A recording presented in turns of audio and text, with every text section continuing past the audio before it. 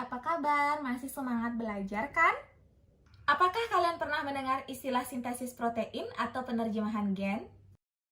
Benar, sintesis protein merupakan proses penerjemahan gen menjadi urutan asam amino yang akan disintesis menjadi polipeptida. Baik, kira-kira apa saja tipe-tipe dari RNA? Ada 3 tipe RNA, yaitu rRNA, mRNA, dan tRNA atau transfer RNA. Sebelum membahas tipe-tipe dari RNA, terlebih dahulu kita akan membahas basa nitrogen dalam RNA. Jadi basa nitrogen dalam RNA terdiri atas basa purin yang meliputi adenin dan guanin, serta basa pirimidin yang meliputi urasil dan sitosin.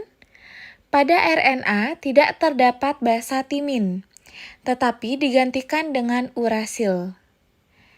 Berikutnya, ada 3 tipe RNA yaitu sebagai berikut.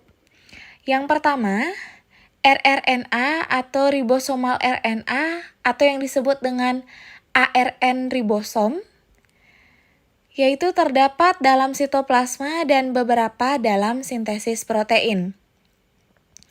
rRNA dapat mencapai 80% dari jumlah RNA sel, dan rRNA berfungsi untuk mempermudah perekatan yang spesifik antara antikodon tRNA dengan kodon mRNA selama terjadinya sintesis protein. Yang kedua yaitu mRNA atau messenger RNA atau ARN duta. mRNA berupa rantai tunggal yang relatif panjang. mRNA berbentuk dalam nukleus dan berfungsi membawa kode genetik atau kodon dari DNA ke ribosom. Sedangkan tRNA atau transfer RNA terdapat dalam sitoplasma yang berfungsi menerjemahkan kodon dari mRNA menjadi asam amino. Asam amino dibawa oleh tRNA ke ribosom.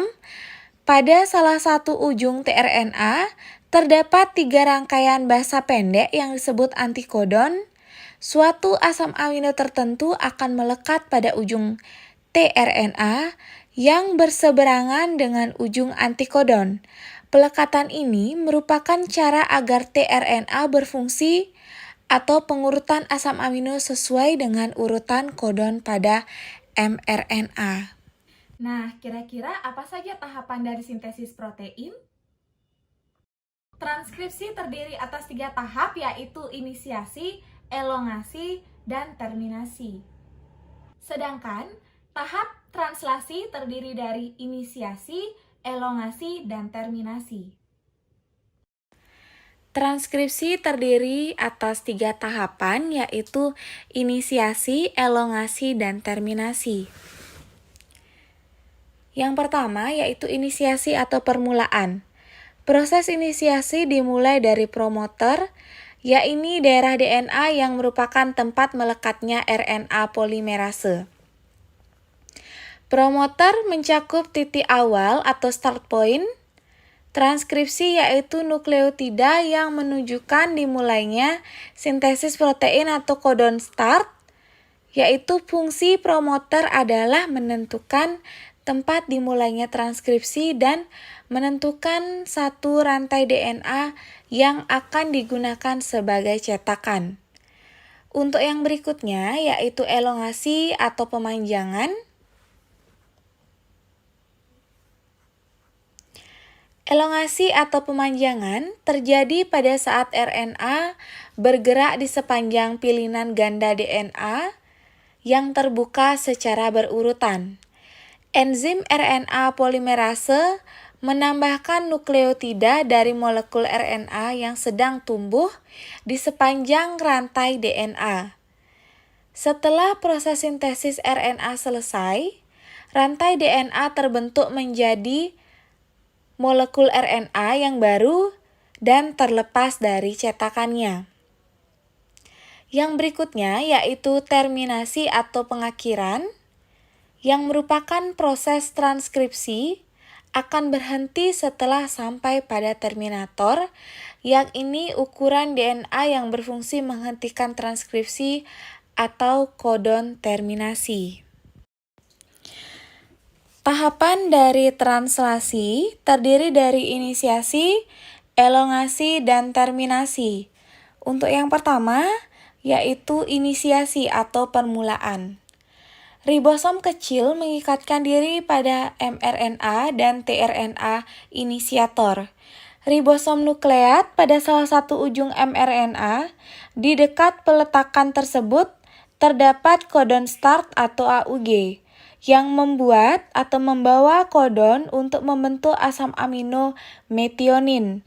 Kodon ini memberikan sinyal dimulainya proses translasi. Yang berikutnya, elongasi. Tahapan ini dimulai dengan terbentuknya asam-asam amino yang berikatan dengan metionin. Molekul rRNA dari ribosom mengkatalis pembentukan ikatan peptida antara asam amino yang baru dengan ujung rantai peptida yang sebelumnya terbentuk dari asam amino yang dibawa oleh tRNA. Setelah itu, tRNA keluar dari ribosom dan peristiwa ini berlangsung sampai terbentuknya polipeptida. Yang selanjutnya yaitu terminasi atau pengakhiran. Elongasi akan berhenti setelah ribosom mencapai kodon stop, yaitu UAA, UAG, atau UGA. Kodon stop ini berfungsi sebagai sinyal untuk menghentikan terjadinya translasi. Yang selanjutnya, polipeptida yang terbentuk akan lepas dari ribosom dan menuju ke dalam sitoplasma.